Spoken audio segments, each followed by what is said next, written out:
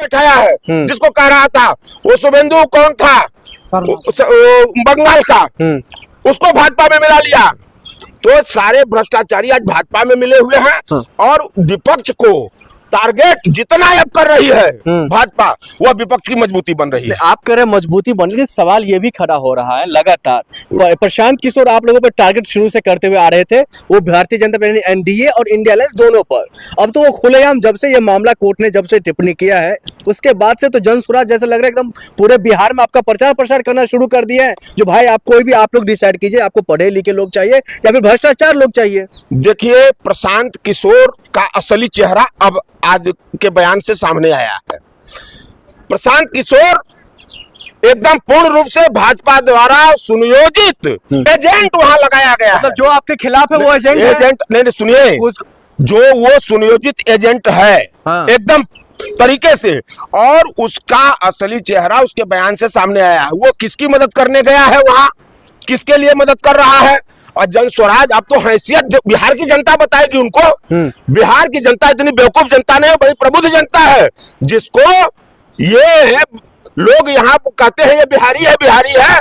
वो बिहार तो वो चेतना की धरती है, वो जागृति की धरती है कि जहां गांधी जैसा, मनीषी गांधी जैसा महात्मा जाकर ज्ञान प्राप्त किया, आजादी की लड़ाई की ताकत लिया बिहार से। बिहार को इतना बेवकूफ समझने का मोदी जी, योगी जी और नीतीश जी अब भ्रम न पाले, बहुत बेवकूफ बना चुके हैं बिहार को।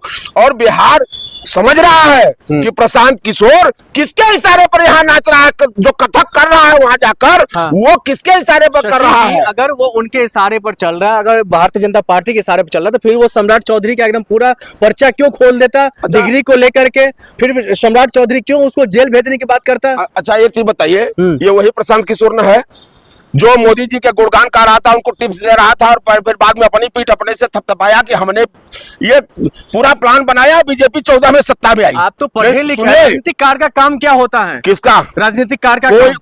कोई उनके पास कोई रणनीति नहीं है। उनकी रणनीति बस यही है कि भाजपा का समय समय पर भाजपा लगाती है उनको। कौन सी रणनीति उनके पास है? बस रणनीति यही है कि भाजपा जहां जहां लगा दे, जहां जहां डैमेज करना है वहां जाकर वो भाजपा के एजेंडे को चलाते हैं। लेकिन बिहार की विकास की बात प्रशांत किशोर करते हैं, युवाओं की बात करते हैं, स्कूल शिक्षा तमाम कौन सी बात किया, क्यों नहीं किया कि बिहार को जब वो बहुमत की सरकार बनाया मोदी की, जब इतना बड़ा दम वो ठोकता है कि मेरे रणनीति में मोदी की सरकार बनी थी, तो मोदी को क्यों नहीं कहा कि बहुमत की सरकार तुमको दी जा रही है, तुम बिहार के लिए काम करो। उस दिन मुंह में दही जमी थी, उसके 10 वर्षों तक दही जमी थी सत्ता, और उसी बिहार, उसी भाजपा और नीतीश के कृपा पर सत्ता सुख लिया, मंत्री बना रहा, तो तब तक दही जमी थी उसके मुंह में। अब जब कौड़ी का 3 हुआ है, तो अब बिहार के युवाओं की बात कर रहा है, बिहार के विकास की बात कर रहा है।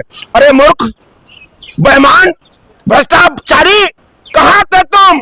मोदी से एक बार क्यों नहीं कहे कि देश के प्रधानमंत्री बने हो आप, बिहार के लिए क्या कर रहे हो?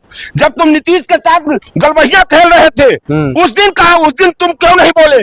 अब आज जब बिहार की जनता हैसियत बता देगी प्रशांत किशोर की कि कितने बड़े नीतिकार हैं और कितने बड़े राजनीति के पंडित हैं। आप एडवोकेट हैं, आप क्या सोचते हैं बिहार को जनता को एक स्वच्छ और एक मतलब बढ़िया छवि का नेता चाहिए, या फिर एक घोटालेबाज जिस पर आरोप है 9वीं फेल का, जिस पर आरोप है जंगल राज का, ऐसे नेता चाहिए? देखिए, एक चीज बता दे आपसे, बिहार वह पावन पवित्र धरती है जो गांधी जैसे मनीषी को आत्मसात किया, गांधी के विचारों को आत्मसात करने वाली वो धरती। सुनिए, मेरी बात सुन लीजिए। आज फिर बिहार दूसरे गांधी के पर विश्वास कर रही है, और राहुल गांधी पर पूरे बिहार की जनता का विश्वास है।